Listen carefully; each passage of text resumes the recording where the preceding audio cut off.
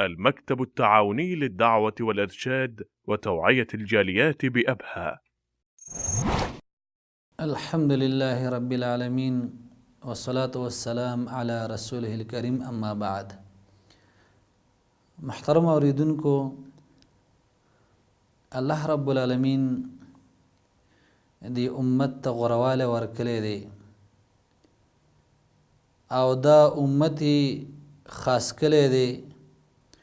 د نور امتونه پس اشیاء باندې چې یو دا خصوصیاتونه ورځ د جمعې ده چې الله رب العالمین د دې امت د لپاره دا ورځ غوره کړې ده او دا سید الایام ګرځولې او الله رب العالمین دې ورځې ته غورواله ورکړې دی. د دې ورځې فضایل هم ډېر زیات دي. دا ورځ الله رب العالمین د مسلمانانو لپاره د اختر ورځ ګرځولې. حدیث کې راځي رسول الله صلی الله علیه وسلم فرمایي و یقینا دا ورځ د جمعې دا ورځ د اختر ده چې الله رب العالمین د مسلمانانو لپاره د اختر ورځ ګرځولې. نو کله چې په تاسو کې یو کس راځي جمعې ته ناغري غسل وکړي، دارنګې د دې ورځې د فضایل نه دام ده چې په دې کې یو ټیم دی، یو وخت دی بګي چې کله باغې سړی دعا وغواړي الله رب العالمین ولا قبلې چې هغه د ساعت الاجابه ویل کېږي، هغه وخت د قبلېدو. حدیث کې راځي رسول الله صلی الله علیه وسلم فرمایي وی د جمعې په ورځ باندې یو وخت یو ټیم دی چې کله یو مسلمان باکې ولاړي منځ کوي او د الله رب العالمین نه غوښتل کوي نو الله رب العالمین ورته هغه ورکوي. خدا وخت محترم عزتمنو زموږ نه پټ پاتې شوی دی او په دې کې ډېرې زیاتې پیدې دي. اگر چې علماو په دې کې مختلف اقوال دي، چا یو وخت ذکر کړی چا بل ذکر کړی، خدا زموږ نه پټ پاتې شوی په دې کې پیدا داره چې دې ټوله ورځ کې کوشش وکړی شي ځکه دا ورځ غوره ورځ ده. دارنګې محترم عزتمندو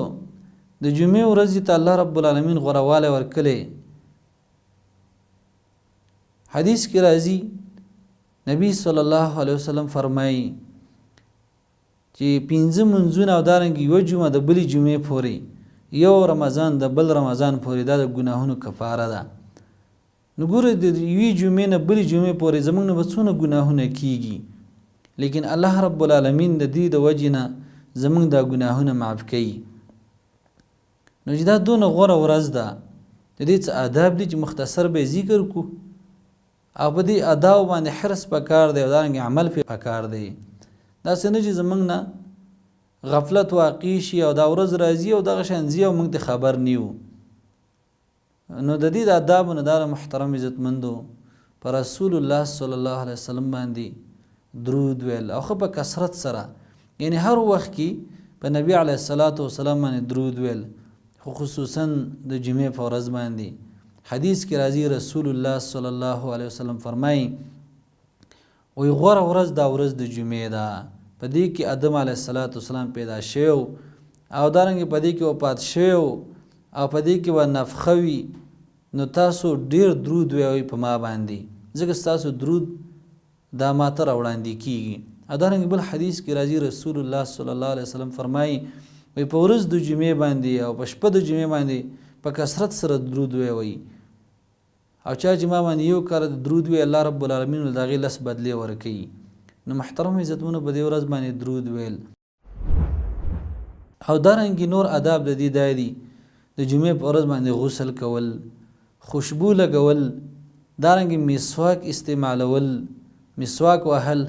او دارنګې ښایسته کپړې اغوستل، پاکې کپړې اغوستل. حدیث کې راځي رسول الله صلی الله علیه وسلم فرمایي وی چا چې د جمعې په ورځ باندې غسل وکړه، مسواک استعمال کو او دارنګې خوشبوی ولګوله، ښایسته کپړې واغوستې او بیا راووتو جومات طرف ته روان شو، جومات ته راغی، لیکن خلکو د تکلیف ورنکړه، د چا په څټونه باندې وانه وخته او دارنګې دا په عبادت کې مشغول و، مونځ یې وکړو او بیا کېناست چپ، یعنی د امام خطبې ته کېناست او خبرې نه کولې، غلی ورته ناستې او چپ ورته ناستې. نو رسول الله صلی الله علیه وسلم فرمایي چې دا د ده لپاره کفاره شوه د دې جمعې او د مخکینی جمعې په منځ کې چې کوم څه دي، یعنی د یوې جمعې نه بلې جمعې پورې به څونه ګناهونه سړی نه کیږي. لیکن رسول الله صلی الله علیه وسلم فرمایي چې سړی دا کارونه وکړي نو دا ول دغه ګناهونه نه کفاره وګرځي. دارنګه محترم عزتمندو په دې ورځ باندې وختي جمعات تلل، ځکه دا یو ورځ د په هفته کې نو داسې نه چې زموږ نه غفلت واقع شي او دا ورځ زموږ نه خراب شي یا په خوب کې یا په چکرو کې یا دارنګه به نور اشیاء وکړه نه خراب شي، نه چې کوشش وکړو د ورځې د تیاری وکړو په وخت باندې لاړ شو مسجد ته. حدیث کې راځي رسول الله صلی الله علیه وسلم فرمایي وایي چا چې جمعې په ورځ باندې غسل وکړه او وختي راغی اوله ګنټه کې راغی ګویا چې د اوښه قرباني کړي، او دارنګه که په دویمه ګنټه کې راغی لکه غوای چې قرباني کړي، په دریمه ګنټه کې چې راغی لکه ګډې چې قرباني کړي، څلورمه ګنټه کې راغی لکه چرګه، او پنځمه ګنټه کې چې راغی لکه اګۍ یعنی انډه چې قرباني کړي. او بیا رسول الله صلی الله علیه وسلم فرمایي چې کله امام راوځي نو بیا ملایکې راشي او دا خطبه اوري. نو ګورئ محترم عزتمنو کوشش پکار دی چې د ورځې ته وختي سړی حاضر شي او په اوله ګنټه کې دویمه دریمه ګنټه کې سړی حاضر شي او د امام د راوتو نه مخکې سړی تللی او ناست هلته عبادت کې ذکر اذکار کې مشغولي. دارنګه سورت کهف وي د هغې په ځای علم راغلي دي په حدیثو کې، او دارنګه نبی علیه الصلاة والسلام باندې درود وویل شي، نوافل وکړلی شي، او بیا امام راشي او دا خطبه واوري هغې ته غوږ کیږي، نو الله رب العالمین به ورته ډېر زیات اجر ورکړي. او داسې به سړی نه کوي لکه زمونږ بعضي خلک داسې کوي چې یاره امام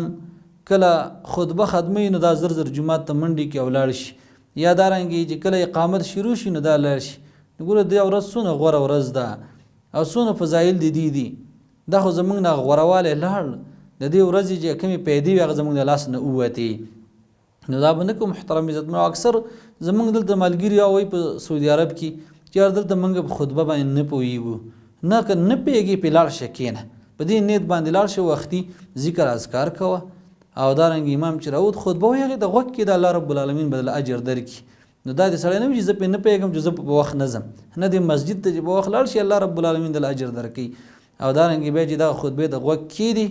الله رب العالمین به تعالی د اجر درکړي. نو غرض دار محترم عزتمنو چې دا غوره ورځ ده او د الله رب العالمین موږ یو غټ احسان کړی دی او د دې امت خصوصیت یې ګرځولی پکار ده چې دې ته په وخت باندې تیاری وکړو. او دارنګه نبی صلی الله علیه وسلم هغه خلکو ته یره ورکړي چې څوک جمعې مانځه ته نه حاضرېږي. الله پیغمبر فرمایي وایي هغه خلک او هغه قومونه دې منع شي د څه نه د جمعې پرېښودو نه چې یعنې جمعې مانځه ته نه راځي، یعنې الله رب العالمین به د هغه په زړونو باندې مهر ولګوي، ټاپه به پرې ولګوي، بیا به د غافلان نه شي. او کله چې الله رب العالمین د چا په زړه باندې مهر ولګي دا سړی خو لاړ نقصان یې بې مونته دا څه پیدا ونه کړله. نو غرض دا دی چې دا د الله رب العالمین د طرف نه په موږ باندې یو احسان دی چې کوشش وکړو محترم عزتمنو دې ورځې ته، او دارنګې په وخت ورته تیاری وکړو، په وخت سړی مانځه ته لاړ شي او د دې آدابو لحاظ وکړی شي. الله رب العالمین دې د عمل کولو توفیق راکړي. وصلی الله علی خیر خلق محمد و آله وصحبه اجمعین. ونحمل هم هدي الجاليات بآيات الكتاب البينات بها كم أبصروا سبل النجاة فضجوا بالشهادة ناطقين فضجوا بالشهادة ناطقين